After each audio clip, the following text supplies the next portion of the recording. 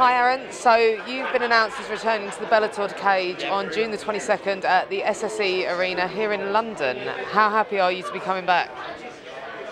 Do you know what it is? I'll be honest, it's always a dream come true to be fighting on Bellator. I'm on a massive billboard outside in Leicester Square, and London's always been good to us, the SSE Arena. I've fought there twice and I've got 2 wins, so I'm hoping to carry that on. And it's on a stacked card, so yeah, I'm looking forward to it. And obviously, you're coming off of your first loss, and I know how awful that is. How has that motivated you to, really gear up your training, and how has that been for you? Well, like you say, you know how it feels. So it hurt. You know what I mean? It hurt because like the stick I got was unbelievable. Do you know what I mean? I was getting people messages saying, "Why don't you just kill yourself?" Do you know what I mean? All this shit. So I took it a bit hard the first week, but then I thought, you know what it is? These people are hating for a reason. So I just took it on the chin, went back to camping. I'm just working on everything that went wrong. Like I say, a lot of things went wrong that night. Well, everything went wrong. So just went back to the drawing board with everything, and we're just putting everything right. And obviously, I know, you probably more than anyone understand the social media warriors and everything else. Like, there's a lot of people that will be saying that your first real test against a credible opponent is where you've come up short. Like, what's your contention with that? Do you know what it is? Obviously, like I say, it was a real test and I come up short. What else can I say? Like, I'm only human. And what people forget though is I've only trained for less than 2 years now. Less than 2 years, and I've come in evented my hometown twice. So there's a lot of pressure. Do you know what I mean? There's a lot of pressure put on me, and there's a lot of pressure put on us by me, from myself. So what can I say? I lost to the better person on the night. But I'm looking to go out there in June, and I'm looking to put it right. Do you know what I mean? That's all I can really do. And I don't really like getting into Twitter arguments and saying this and that, because it doesn't get us anywhere. And that's what people want. So I just go to the gym. I'm enjoying my training, and I will be putting it right on June 22nd. And obviously, your opponent for June's not been announced yet. Are you allowed to give us any idea of who it is? Do you even know who it is yet? Do you know what it is? I ask every day, because I like to know who I'm training towards. So at the minute, I'm just literally training as well-rounded as I possibly can. But yeah, the sooner it's announced, the better for me, and like I say, for everyone, because everyone's constantly asking, and I'm asking the same question. So hopefully, the sooner the better. Okay. Now, as you say, you've been competing in MMA for a couple of years. You've co-main evented your hometown, and I know certainly when your career started out, there was a lot of people saying that you kind of leapfrogged there, but obviously you've now shown that you can sell out arenas, and that you belong in Bellator. So from your perspective, where do you see your career going? Is this... Do you know what it is? When I first started, it was like, I just said I wanted one fight just to see, kind of tick off the bucket list, you know what I mean? I had that fight and I enjoyed it, but I was kind of juggling Geordie Shaw and the fighting. And it come to a head where, like, look, you either pick Geordie Shaw or you pick the fighting. And I really enjoy the fighting. I do really enjoy it, and like I say, I haven't got like the niggles or the injuries of someone that's trained, like someone that's my age and trained for 10 years. Do you know what I mean? So I'm still quite fresh. Like, I've not had any injuries or bad injuries. And my last fight I come through unscathed, even though I got beat. So I think I probably got a good 5 years still ahead of us. Do you know what I mean? I probably will never be world champion. Will I get to that elite level? Maybe not, but my aim is to go as far as I possibly can and to be the best fighter that I can, and I won't let anyone on Twitter or Instagram or tell me otherwise. So if I was to listen to everyone, then I would probably fucking be sitting in my house doing nothing. So as long as I'm enjoying it, then I'll keep training and I'll keep doing what I like. And is there anyone that you look at in your division and think, oh, do you know what? I'd absolutely love to test myself against them. Like, they're somebody that I'd really enjoy. Not necessarily calling them out, but just somebody you're looking at and thinking that'd be a really fun fight. You know, there's like, obviously I like standing up and striking. There's a few heavy-handed kids, obviously, in lightweight. So I'm not, like, I don't know, in the next 5 fights, I would like to just have some throwdowns and just stand and bang. Do you know what I mean? Like I say, the ground is what I'm working on the most. But if I can get in there and just stand and bang and throw down and see who gets knocked out, then I'll happily do that. Do you know what I mean? So yeah, that's what I would like. I would like a few strikers to just stand and have a scrap with. And obviously, for all the grief you get on social media, I know you've got like a massive fan base and everything else. And you know, coming to Wembley, you're going to be bringing a big crowd with you. Like, how much does that help you to motivate you and get yourself in there in the best mindset? But you know what it is? When my first fight was in Birmingham, I think there was like 4,000 people there, and there was just 4,000 boos. There was literally I didn't hear one cheer. One cheer. Even that my family was there. I took about 20 people there, but all I could hear was just pure booing over the music. Couldn't even hear me walkout entrance because there was that much booing.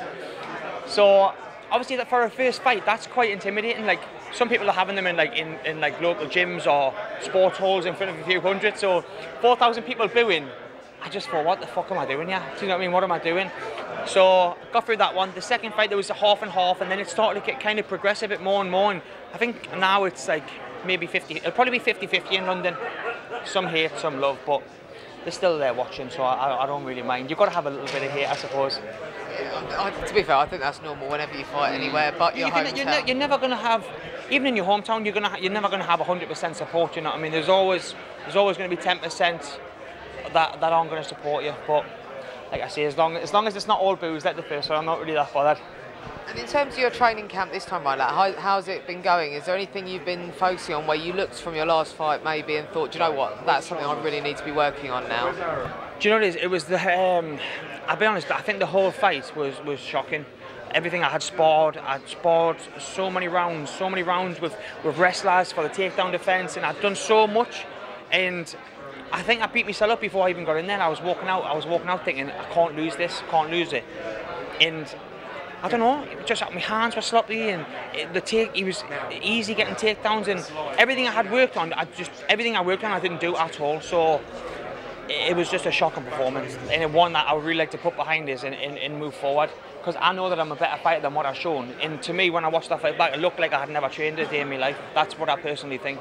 So now the loss is gone, I think the pressure's off a little bit. There's a massive card draw. It's not kind of all eyes on me, if that makes sense. So I now can go in there and I can relax and enjoy myself. And do you find the fact that you're fighting on a card with some absolute legends of MMA, like there's so much pedigree on this card, do you find that does kind of take the pressure off a bit? You know, it's going to be a case of it's kind of less your show and more of a big card. Yeah, well, yeah, exactly that. Like, obviously I feel like Newcastle, because it was my hometown, I just felt, not so much from Bellator, but just I felt like all my friends, everyone was like, oh, Aaron, I was on billboards all over Newcastle, and I just felt the pressure was phenomenal. For me, fifth fight, it was just like, wow. But obviously, I want that, but I kind of wasn't ready for it, you know what I mean? It was kind of come too soon. So yeah, like the fact you've got all these big names on the card means I can kind of take a back seat as such, and then just concentrate on more myself and not thinking, oh, I can't. Because I was thinking, there's no way I can lose this fight in Newcastle when I was walking out. So I shouldn't be thinking that, you know what I mean? That should be the last thing on my mind. But yeah, this time I think there's such a big card I can just relax. And in terms of, obviously, like you say, you're walking out thinking, I can't lose that, anything else. What have you done in terms of preparing yourself mentally and trying to address that? Do you know what it is? I used to suffer really bad from anxiety. I think it was after my second fight. One of my fights, I went really bad with my anxiety again. So I started seeing a therapist. And no, it was after my Newcastle fight. I went down the road of just getting a bad anxiety. So I started seeing a therapist before my first Bellator fight in London, and I walked out to that, and I've never felt so confident. So I stopped seeing her because I thought everything was back to normal. So I didn't see her for this fight. So now she's back on board. So we're now seeing a therapist, which I'm not embarrassed about. Like, everyone suffers from anxiety. It's just how we deal with it. And I see a therapist once every 2 weeks to help us deal with that. And in terms of that, is that like a sports-specific psychiatrist or? No, just a therapist from down where my girlfriend used to live in Brighton. I used to just go. It was you know what it is, I used to just go and just get things off my chest, because like I used to tell her what my troubles were, and it was just nice to just get everything off my chest, and she would just speak to us. And like I say, when I fought in London, I've never walked out so confident in my whole entire life. But I thought that was me done. I was fine, and then obviously I wasn't. So I didn't use that for this camp, and it's shown me I wasn't there mentally. So I'm going to do what I know works, and that's get her back on board.